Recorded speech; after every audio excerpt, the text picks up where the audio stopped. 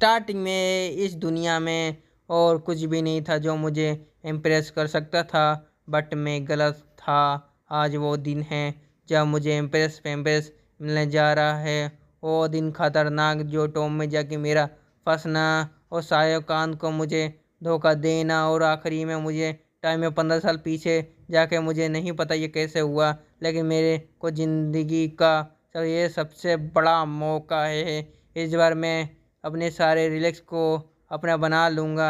तभी एक आवाज़ आती है, क्या तुम मुझे सुन सकते हो? वो औरत बोलती है, क्या धिक्कार है तुम्हारा, तुम पुलिस स्टेशन वालों के बात भी नहीं सुन रहे थे? क्या तुम ये सब मजाक कर रहे हो? ऐसे हुई मेरे बच्चे पे हाथ उठाने की, अगर उसको कुछ भी हो जाता तो या तो तुम पैसे दो या तो सेटलमेंट कर लो या फिर जेल जाओ। तभी हमारा मेन गेटर सोचने से औरत को इतनी नोएंगे ऐसा बोल रहा होता है, मुझे पहले इससे डील करना पड़ेगा।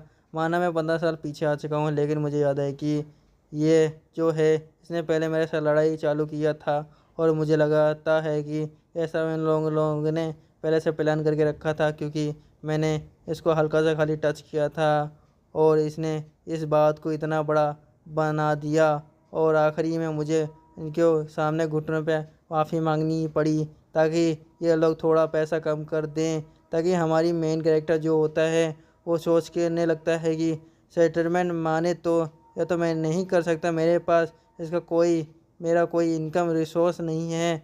यार मुझे समझ में नहीं आ रहा मैं क्या कर रहा हूँ कि इस हालत में मैं सारे रिलैक्स को कैसे कलेक्ट करूँ। तभी वो औरत फिर से चिल्लाने लगती है और बोलती है, तुम्हारी हिम्मत कैसे हुई मुझे इग्नोर करने की?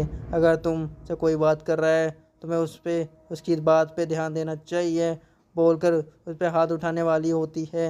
ये देखकर हमारा मेन कैरेक्टर बड़ी स्पीड में अपने हाथ से उसका हाथ को पकड़ लेता है और सोचता है कि लगता है मेरे सीले ताई में जो मैंने एक्सपीरियंस हासिल किया था, फाइटिंग एक्सपीरियंस, वो अब मेरे काम आएगा।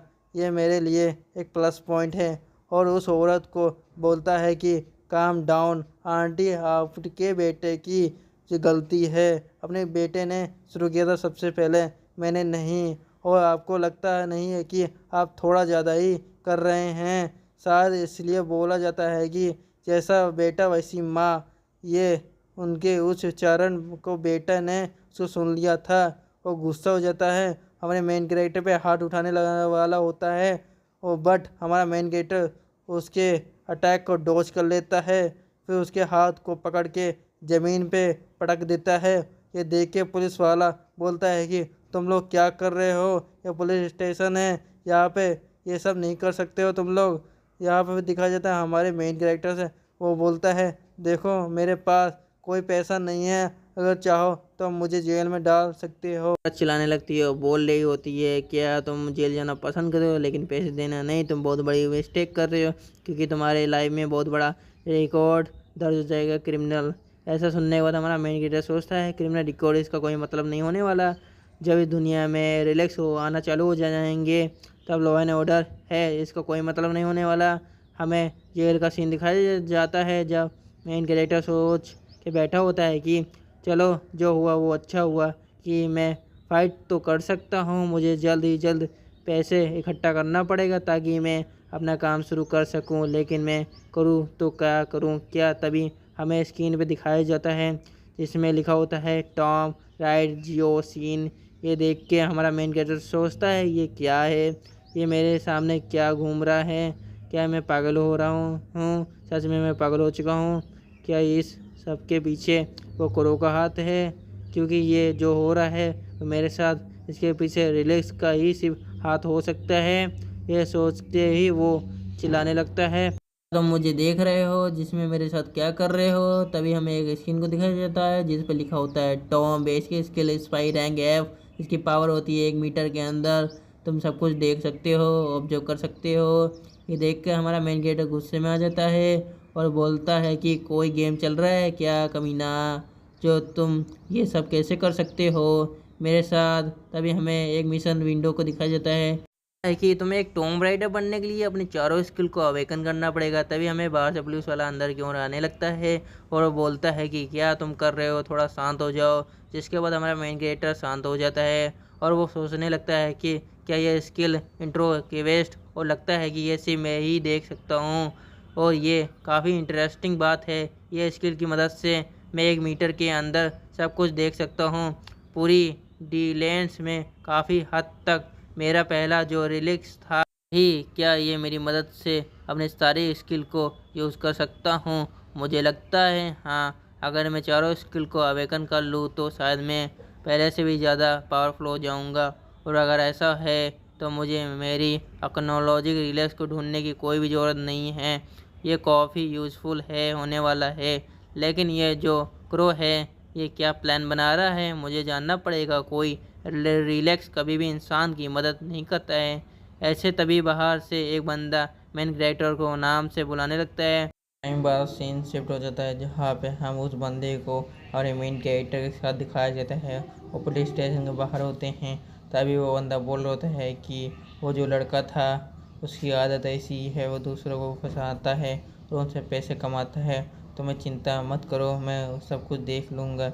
ऐसे उसके हमारे मेन कैरेक्टर जो होता है उस बंदे को थैंक्स बोलता है। तभी वो पता चलता है कि उस बंदे का नाम होता है डिटेक्टिव जीन बू, और ये हमारे मेन कैरेक्टर के लिए बड़े भाई जैसा होता है, क्योंकि हमारे मेन कैरेक्टर जब अनाथ था तो उसने उसको अडॉप्ट किया था। ये सुन के वो बंदा थोड़ा खुश हो जाता है और मजाक में बोलता है कि क्या तुम मुझे थैंक्स बोल रहे हो, लगता है कि जेल तुम्हारे डरा दिया है तुमको।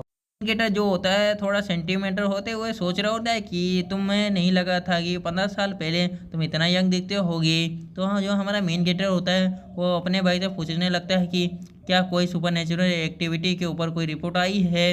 ये बंदा सुनने के बाद वो बंदा बोल रहा है कि क्या तुम पूछ रहे हो, अगर मैं ठीक से सोचूं कि देखो कि शायद मेरे जो बेबी है शायद से उसके पास कोई सुपर नेचुरल एबिलिटी है, पता नहीं कैसे उसने मेरी सारी सिगरेट को पता लगा लेती है। ये सुनने के बाद जो हमारा मेन कैरेक्टर होता है वो सोचने लगता है कि इसका मतलब है अभी तक कोई रिलीजन अपीयर नहीं हुआ है। जो उसका भाई जो है उससे बोलता है कि चलो चलता हूँ मैं, रेस्ट करो और घर पे हम लोग मिलेंगे बाद में। तो दिखाया जाता है हमारे मेन कैरेक्टर को, वो सोचता है कि दुनिया में अभी भी कोई रिलैक्स यूज नहीं हुआ है, इसलिए टॉम्स के बारे में दुनिया में किसी को भी कोई आइडिया नहीं होगा। इसे दूसरे शब्दों में बोला जाए तो ये परफेक्ट टाइम है मेरे को कुछ करने की ज़रूरत है, जैसे कि मैं अपनी स्किल को यूज़ कर ही सकता हूँ। तो मुझे अपना प्लान शुरू कर देना चाहिए। लेकिन इसके लिए मैं एक ही प्रॉब्लम है कि मेरे पास कोई पैसा नहीं है, क्योंकि शुरुआत में पहले जो रिलैक्स अपीयर हुआ होना चालू हुआ था यूरोप और अमेरिका में हुआ था। लिए पैसे कैसे इकट्ठा करूं, तभी हमारे मेन कैरेक्टर को पीछे से कोई बुलाने लगता है और हमारा मेन कैरेक्टर कुछ बंदों को देखता है। वो बंदा बोल रहा होता है कि तुम इधर क्या घूम रहे हो, तुम काम क्यों नहीं कर रहे हो, जैसे कि तुम सबसे छोटे हो तो तुमको सबसे ज़्यादा काम करना चाहिए। मेन कैरेक्टर सोचता है कि ये लोग, तभी उसका एक खतरनाक से स्माइल दिखाया जाता है और वो सोचता है कि मेरे पैसों का रिसोर्स मिल गया। फिर दिखाया जाता है ये थोड़े बैंड हो जाता है। Shiv tata bye bye guys.